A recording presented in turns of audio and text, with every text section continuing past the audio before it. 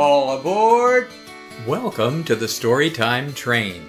Please subscribe to enjoy more videos.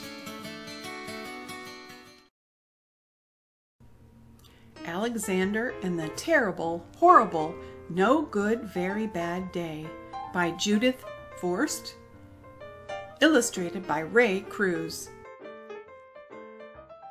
I went to sleep with gum in my mouth, and now there's gum in my hair.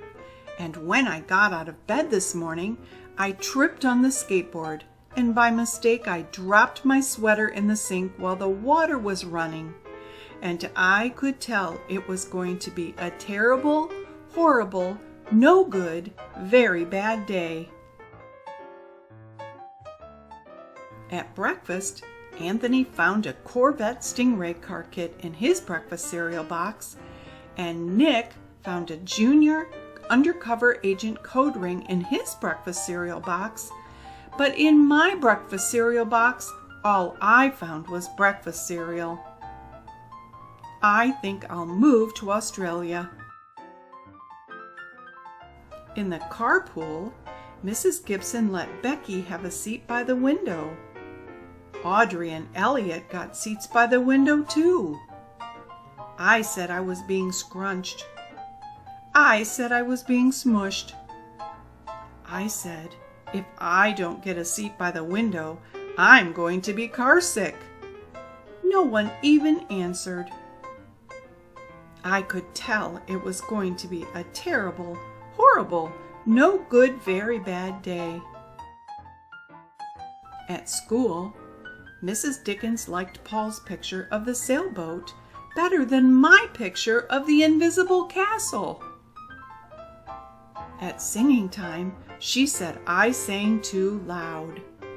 At counting time, she said I left out 16. Who needs 16? I could tell it was going to be a terrible, horrible, no good, very bad day.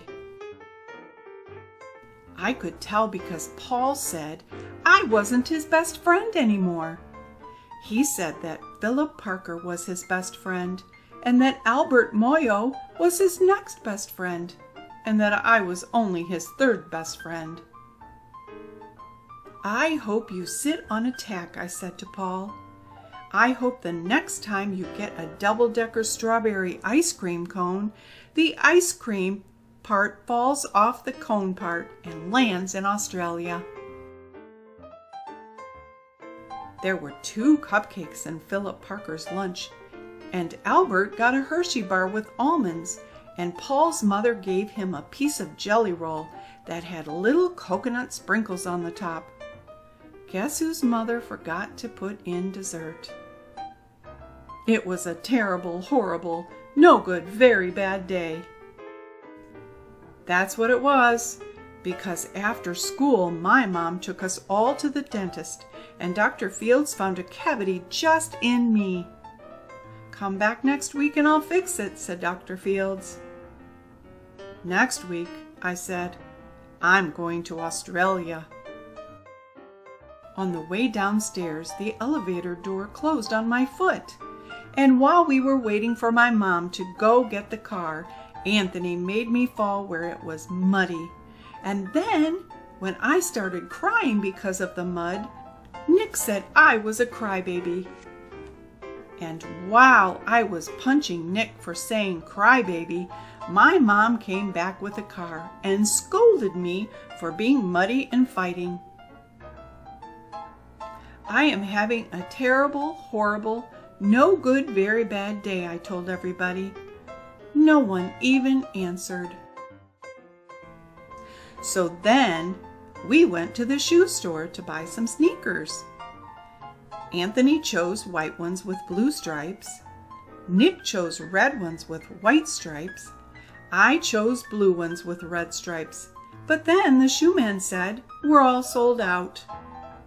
They made me buy plain old white ones, but they can't make me wear them. When we picked up my dad at his office, he said I couldn't play with his copying machine, but I forgot. He also said to watch out for the books on his desk, and I was careful as could be, except for my elbow. He also said don't fool around with his phone, but I think I called Australia. My dad said please don't pick him up anymore. It was a terrible, horrible, no good, very bad day. There were lima beans for dinner, and I hate limas. There was kissing on TV, and I hate kissing. My bath was too hot. I got soap in my eyes.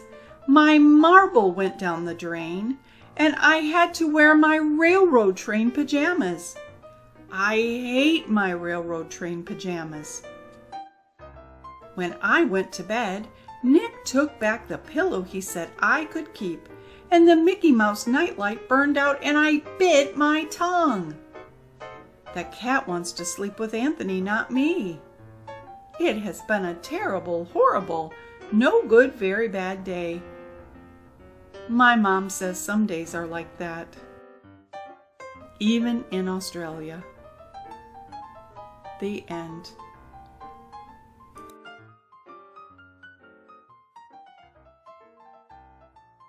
Thanks for riding the Storytime Train. Please subscribe to enjoy more adventures.